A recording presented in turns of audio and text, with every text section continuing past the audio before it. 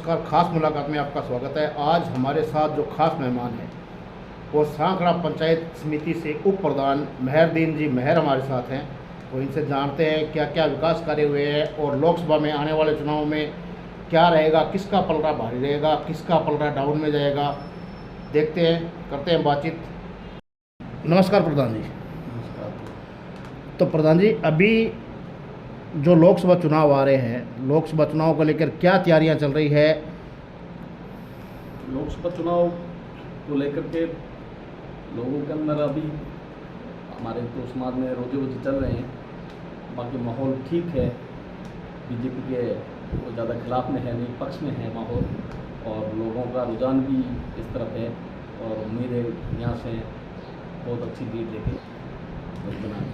तो प्रधान जी, आप पहले स्टार्टिंग में कांग्रेस में थे, कांग्रेस छोड़ने का कारण क्या रहा?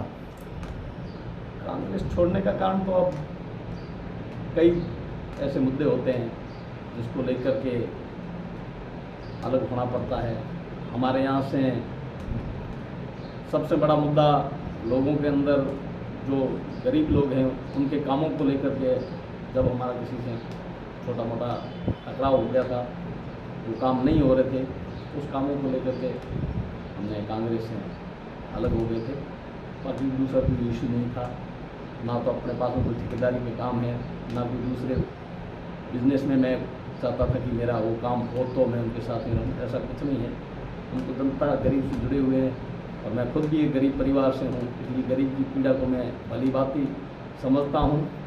और उन लोगों के काम नहीं होते हैं तो उस चीज़ को हम बर्दाश्त नहीं कर पा रहे हैं, इसलिए कांग्रेस से अलग हुई। तो प्रधान जी, काफ़ी लंबे समय से आप राजनीति में हो, लगभग आपको 20 साल हो गए राजनीति में।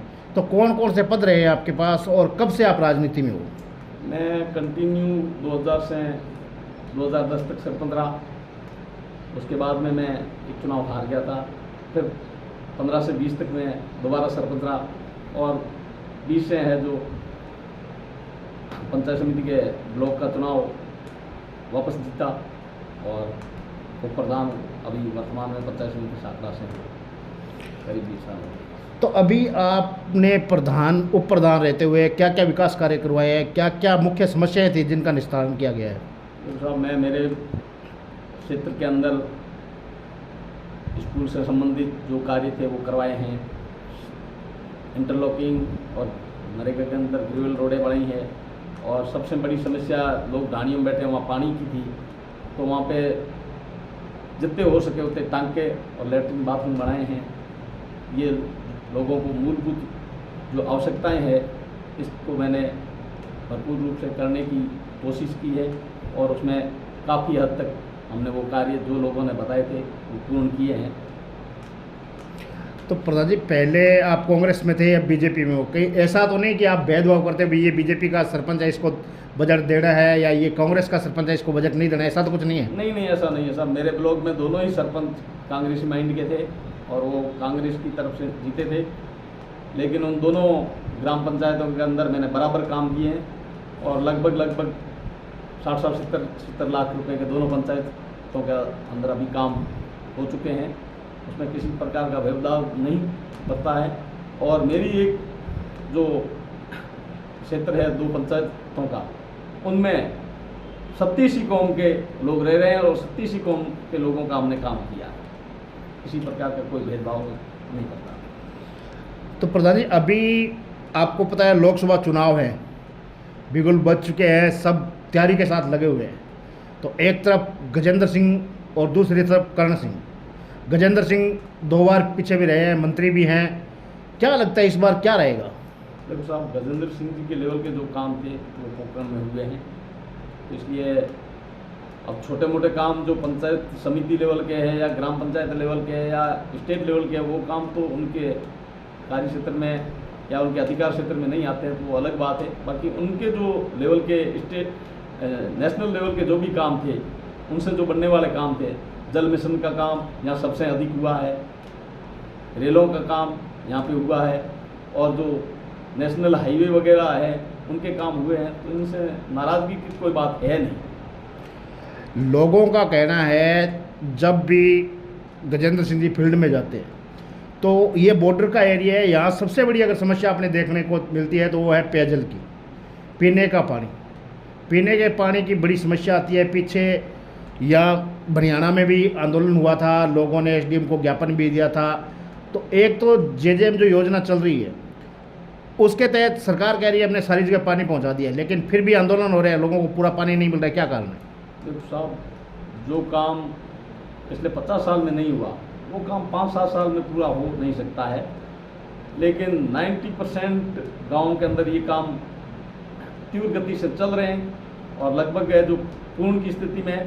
जब ये सारे काम पूर्ण हो जाएंगे तो ये सारी समस्या हल हो जाएगी। अब ये टेंडर के मामले हैं, टेंडर लग करके काम होते हैं तो उसमें कई ठेकेदार लेट कर देते हैं।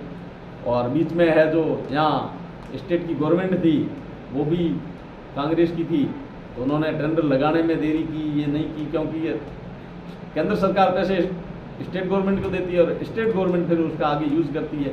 उसमें जो दोनों के अंदर जब सामंजस्य नहीं बैठता है तो उसमें लेट सेट तो होता ही है।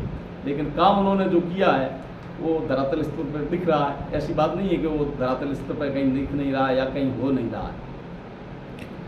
तो प्रधान जी, आगे पंचायती राज चुनाव आने वाले हैं कुछ समय बाद में, आपकी क्या तैयारी रहेगी? देखो साहब, पंचायत समिति के चुनाव तो ऐसे चुनाव है, रिजर्व हो जाती है सीटें, इसलिए उसको लेकर के पहले कुछ नहीं कह सकते हैं कि मैं क्या करूँगा या कौन सा चुनाव लड़ूंगा।